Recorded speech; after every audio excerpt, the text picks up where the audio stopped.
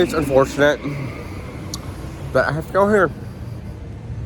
Place is called Love and Respect, and reintroduce my cousins, Elisabeth Marshall and Alaina Reynolds, to them at all. Those people are most likely nodding out on heroin and fentanyl. Never done those drugs, but those people may not survive tonight. They probably are got that way because people like Alaina Reynolds and Elizabeth Marshall are in their life too. They are probably people that they know in their families who told them over and over and over and over and over and over and over again, we do not care about you. We do not care that we are not caring. And for Alaina Reynolds and Elizabeth Marshall, it might just be that every single time they say that, I take a screenshot of it and I just store it away. And it's unfortunate that they have become this way. I will just say this video is not very structured. It's really from the heart, from the family leader's heart. And I do feel certain that most of the rest of the world will agree with me on some things. Team Nora, I have said many times, over 100 times, should be where the next big, great thing comes from this family. However, I have changed my outlook on that due to this significant, uninterrupted, and very, very disgusting behavior, particularly out of Alaina, but also exhibited in Elisabeth. Elisabeth is the one who said, I had time enough to not be homeless. And, it's just unfortunate that we have the same granny. And my granny is their granny. My granny raised Dallas, who was gay and homeless. Would have been homeless if it weren't for granny. And it's just, granny died in 2006. It's 2024. It doesn't take that long for that kind of equity in the family to just be not there anymore. But that's exactly what's happened. I know that granny would want Elisabeth and Alaina to have caring and empathy that they have never been able to ever at all at any time display. Elisabeth, you called me when I was in the hospital back in February 2023. Is that what that was? You were awful to me then. You've never been not awful. I don't even want to do this video. I really want to get another one up that's more, just another video that's not revolved around this. But I know that it's kind of like being a parent and like knowing I want to do this, but I'm going to take care of this first because this happened. That's how I feel right now. It's like, I've got to do this because Nora Blunt and Alan Blunt never did their jobs at all with anything, really. I mean, let's just go over real quickly the fact. It is an absolute fact. I've known about this one for a long time. When I decided to message this bunch, Team Nora, and said we need to demonstrate care, how long did it take for them to also find out the reality that Nora Blunt, my mother's sister, became a musical chairs champion with Michael Acosta, my dad's brother. It's all over Nora Blunt's face. I knew about that one for sure. There's absolutely no denying that one. And that is the reason we should have demonstrated care. Okay? Nora's a slut. Nora can't help it. She's a slut. Okay? Uncle Mike had a 6-pack and crack. And Nora was like, that sounds great. How about my butthole? How about my mouth? How about my vagina? How about my mouth again? How about my butthole again? How about my mouth again? That was what was going on that night. Okay? It's unfortunate that, Nora being a slut has got to just continue to keep being brought up. But we have to think about Ava, my cousin's daughter, Alaina's daughter, that was named after my cat.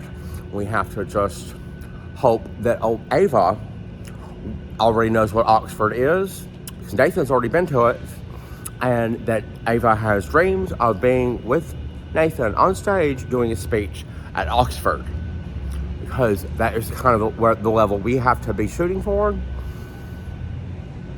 because of, where Elisabeth and Alaina already are, and where Nora ain't never coming back from.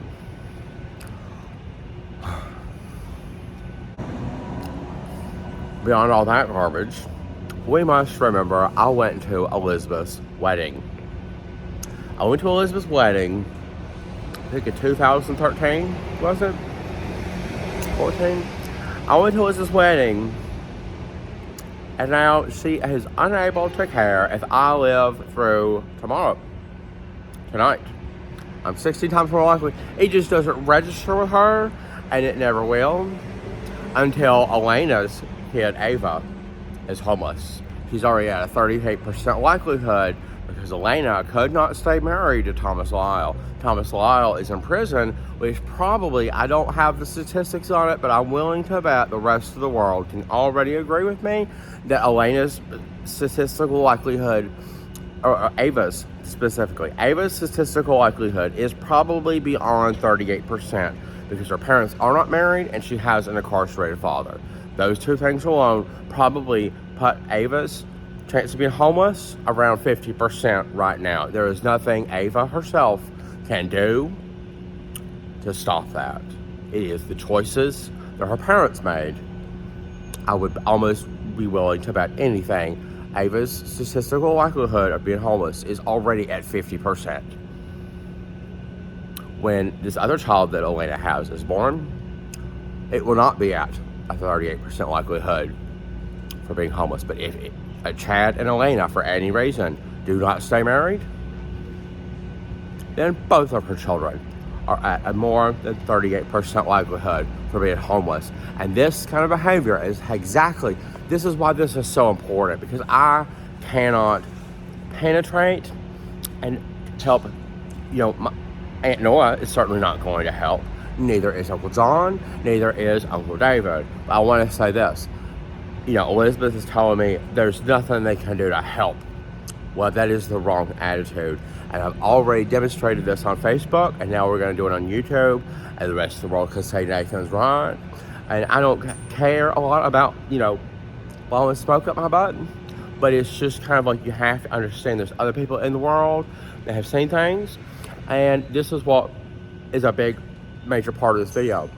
Saying there's not much I can do yields there's nothing I ever will do. I have already talked to both of these girls, I believe, and I have said what you should be doing is going to your big old mean Uncle Scrooge, Uncle Dave. You should go find Uncle Dave, and you should say, as a young mother, a young pregnant mother, one of you should say, I care about Nathan. I cared about Nathan the whole time I ever knew Nathan. Because you did. Until recently, you did. And you should be going to your Uncle Dave and saying, Uncle Dave, I know you can fix this problem in 5 minutes. And you should be going up to Uncle Dave as young women, younger than me, but you should be going up to Uncle Dave with maybe Ava in the car seat. Just let her stay right there at Dave's Tops and Trim. And you should be coming back. And you should be saying, you know what? Nathan said I probably wouldn't be successful. And probably I wasn't. Probably Dave and Crystal are going to tell you the same thing you're telling me, even though they have millions of dollars in the bank, and if they wanted me to not be homeless, they could fix it like that. But the problem is, the principle is, Alaina, Reynolds, and Elisabeth Marshall, is if you go and do that, then you will remember that for the rest of your life. And when Ava becomes homeless or someone else does, you will have the precedent and the memory of, well, it was a David and Goliath battle for me to go with my big old mean Uncle Dave and tell him it would be important to help Nathan not be homeless anymore because it's already been 640 days and he is in love with the world's best homeless U.S. veteran that there will ever be.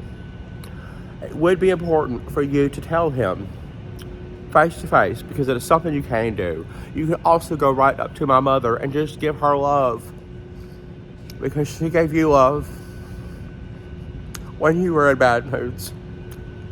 You could be able to get over that, but you can't. But going to Uncle Dave and saying, I'm going to tell him respectfully it would be important to help Nathan, and I bet Uncle Dave isn't going to say no, but I'm going to get back in my vehicle, and I'm going to be being a good mom to my kids, and I'm going to be proving and making Aunt Nora proud. I'm going to be doing the very best that I could be doing but I am unable to do that. You should go up to Uncle Dave and tell him those words, but you're not going to be able to. And what instead, the legacy this family will have